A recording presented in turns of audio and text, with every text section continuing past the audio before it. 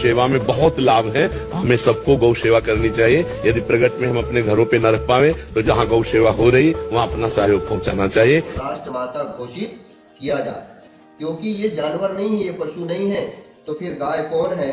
गाय विश्व की माता है, गाय विज्ञान है, गाय अर्थशास्त्र है, गाय समाजशास्त्र है, गाय धर्मशास्त्र है, गाय आयुर्वेद है, गाय हमारी भारतीय संस्कृति का मूल केंद्र है।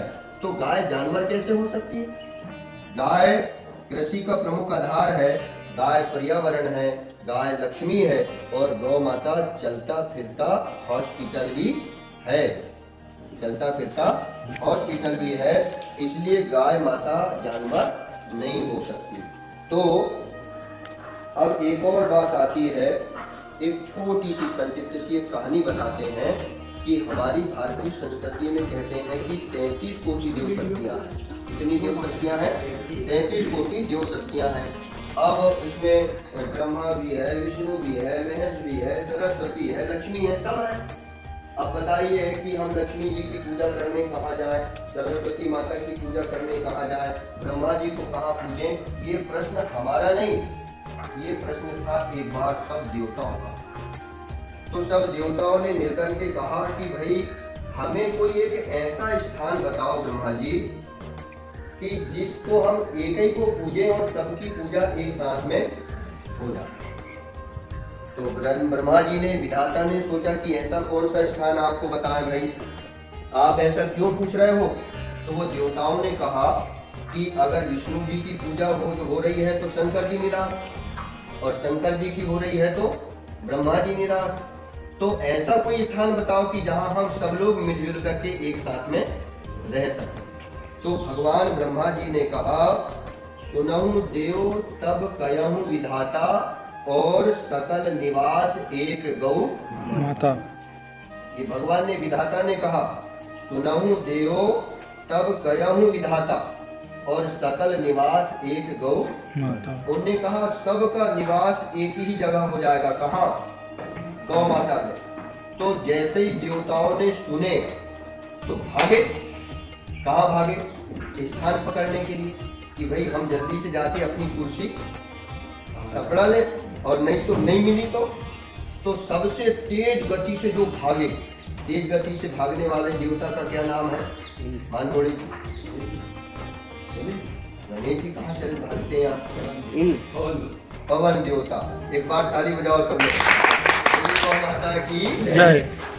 पवन देवता सबसे तेज भागे और जल्दी से गौ माता के पास में गए और गौ माता के जाकर के फटाक से वो पूंछ में बैठ गए। तो पवन देवता का स्थान कहाँ है? गौ माता की पूंछ में पवन देवता बैठ गए। उसके बाद नाग देवता, सर्प देवता भागे, तो वो उन्होंने जाके गौ माता के खुरों में स्थान ले लिया। फिर उसके बाद में धर्म अर्थ काम मोक्ष ये गए, तो ये गौ माता के चारों पैर देखो सब लोग दिख रहे हैं, ये चारों पैरों में जाकर के धर्म अर्थ और काम और मोक्ष ने जाकर के स्थान ले लिया। फिर गौ माता की जो जंघाएं हैं, यहाँ पे पाराशर ऋषि, विश्वामित्र जी, नारद जी और वशिष्ठ मुनि ने जाकर के गौ माता की जंघाओं में स्थान लिया। जो गौ माता की पीठ देखिए, पीठ पे तो ये पृष्ठ वाले भाग में जो गौ माता की है, वहाँ पे कपिल देवता, इंद्र देवता, वरुण देवता, अग्नि देवता और भगवान ब्रह्मा जी स्थान ले लिया। गौ माता का जो हृदय दिख रहा है सामने, हृदय में सरस्वती माता और भगवान विष्णु जी ने वास ले लिया। गौ माता के सामने जो लटकन दिख रही है, ये लटकन में केतु और कान में अश्विनी कुमार जी बैठ गए। गले में राहु, गौ माता की आंख में सूर्य भगवान और गौ माता के माथे में, इधर देखो गौ माता जरा, अरे उधर नहीं इधर, इधर देखो हमारी तरफ, इधर घूम जाओ जल्दी। तो गौ माता के माथे पे यहाँ भगवान शिव जी बैठे हैं और उन्हीं के नीचे में गणेश जी बैठे हैं। हाँ, और घूम जाओ थोड़ा सा, तो गणेश जी बैठे हैं। पैर में हनुमान जी महाराज बैठे। गौ माता के जो थन है, अमृत सागर है, वहाँ पे भगवान कृष्ण बैठे। और यानी सभी देव शक्तियों ने जा करके गौ माता के पूरे हृदय में स्थान ले लिया। पर दो देवी लेट हो गई आने, जैसे आज कतुरिया माता लेट हो गई ना, अब वो दो देवी लेट हो गई। वो दो देवी कौन कौन थी? एक लक्ष्मी माता और एक गंगा माता, क्योंकि ये दूर है, गंगा जी को आने में देर हो गई, लक्ष्मी माता को लोगों ने जल्दी छोड़ा नहीं तो लेट हो गई। तो दोनों जब लेट हो गई तो ये चिंता करने लगी, ये विचार करने लगी कि अब हम लेट हो गए तो कहाँ जाए। आई गौ माता के पास में आकर के खड़ी हो गई, कोई स्थान खाली नहीं बचा। अब ये दोनों विचार करने लगी, रमा गंग दो हो विलंबु, करें विचार कहाँ अवलंबु, हम कहाँ बैठे। तो भगवान ब्रह्मा जी ने कहा, ब्रह्म कहूँ जाओ निज लोक जाओ, जहाँ से आई हो वहीं जाओ।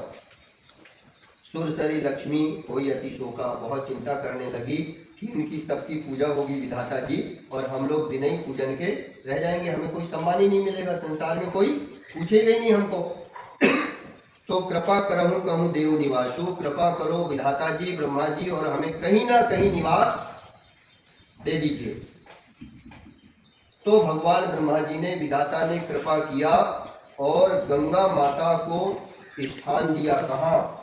गौ माता के गौमित्र में स्थान दिया कि तुम अब यहाँ बैठो, कहीं कोई जगह बची ही नहीं है। तो गंगा माता ने स्थान ले लिया गौ माता के गौमित्र में। यहाँ पर लोग अभी 15-20 मिनट से आकर के बैठे हैं। यहाँ गौ माता गौमित्र हर दिन करती होगी पढ़ते दीजिए, है ना? हाँ। पर हमें लग रहा है कि यहाँ पे किसी प्रकार की दुर्गंध, यहाँ सुगंध आ रही, यहाँ से जाने का मन किसी का। अच्छा, इतनी दूर मुर्गी के खरगोश में बैठे रहोगे क्या?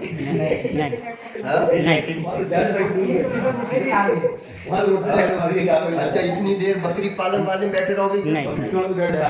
पर गौ माता की इसमें मन हो रहा कि यहाँ से जाए ना, अच्छा लग रहा है ना? तो ये गौमित्र की विशेषता।